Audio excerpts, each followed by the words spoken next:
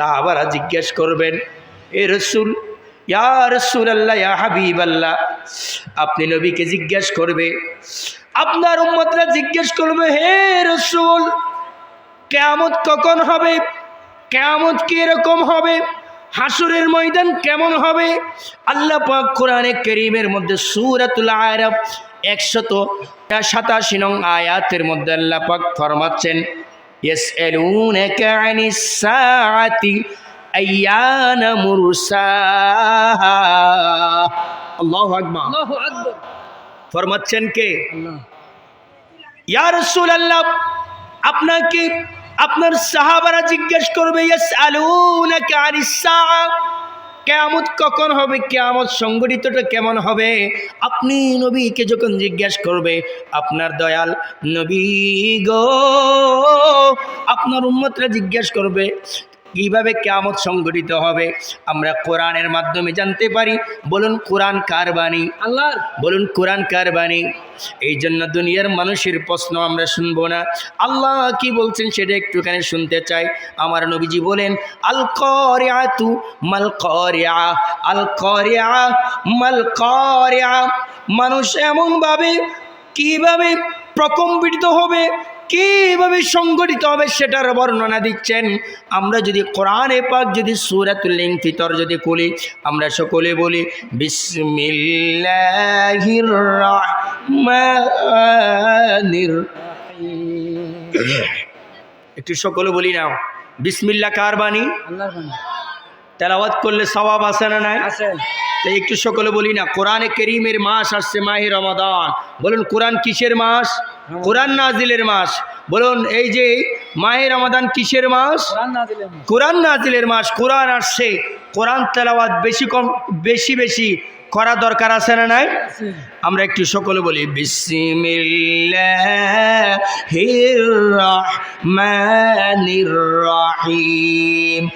إذا السماء انفطرت وإذا الكواكب انتثرت وإذا البحار فجرت وإذا القبور بعثرت।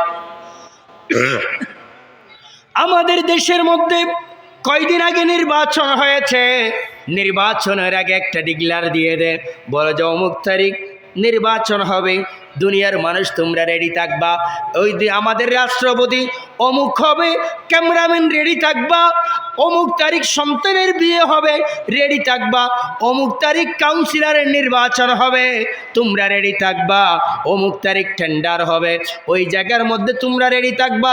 অমুক জায়গার মধ্যে তোমরা সকল সাংবাদিকরা তথা সংবাদ সংগ্রহ যারা করে তাদেরকে বলো সাংবাদিক। কথা কোন ঠিক না বেঠিক? ঠিক।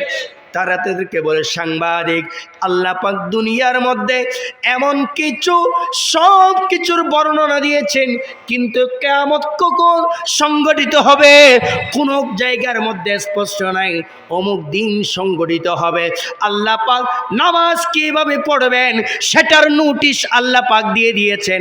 নামাজ কি রকম সেটা হাদিসে পাকের মধ্যে বর্ণনা দিয়েছেন।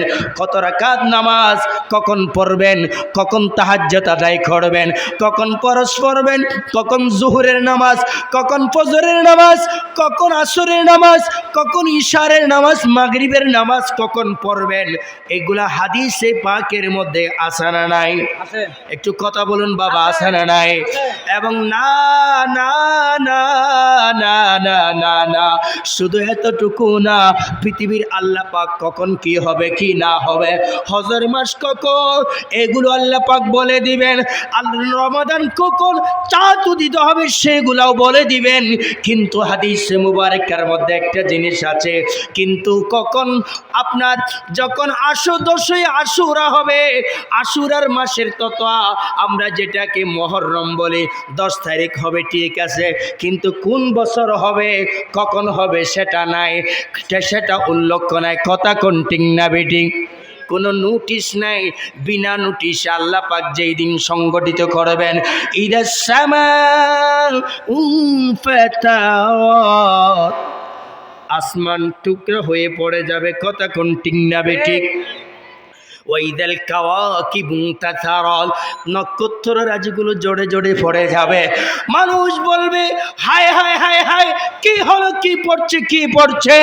দুনিয়ার সামান্য মাত্রার ভূমিকম্প হলে বিল্ডিং ধসে যায়, বিল্ডিং নষ্ট হয়ে যায়, বিল্ডিং চুরমার হয়ে যায়। পানির উপর ভূমিকম্প হলে জাহাজ ডুবে যায়, সব কিছু তছনছ হয়ে যায়। মানুষ আশ্চর্যিত হয়ে তাকিয়ে থাকবে। সেই দিন না না না না না না না না, এমনভাবে ব্যঙ্গে পড়বে। ওয়াইদাল বিহারু ফুজ্জিরাত, আল্লাহ পাকের কুরআন বলছে সাগরের একটা পানিও থাকবে না। বলুন আল্লাহু আকবার, আল্লাহু আকবার, বলুন না আল্লাহু আকবার। আল্লাহু আকবার, তিনবার বলুন আল্লাহু আকবার। আল্লাহু আকবার, একটু আওয়াজ দিয়ে বলুন আল্লাহু আকবার। আল্লাহু আকবার, আর একটু মহাব্বতে বলুন আল্লাহু আকবার। আল্লাহু আকবার।